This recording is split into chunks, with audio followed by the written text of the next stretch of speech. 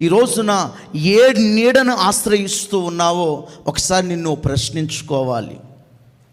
నువ్వు మోసపూరితమైన నీడను ఆశ్రయించి ఉన్నావేమో, నమ్మక ద్రోహుల నీడను ఆశ్రయించి నీ ప్రయాణాన్ని కొనసాగిస్తున్నావేమో, సహాయము చేయలేని వారి నీడను ఆశ్రయించి నీ వ్యవహారాన్ని కొనసాగిస్తూ ఉన్నావేమో, పాపాత్మలతో సహవాసం చేస్తూ వారి యొక్క అడుగుజాడల్లో నడుస్తున్నావేమో.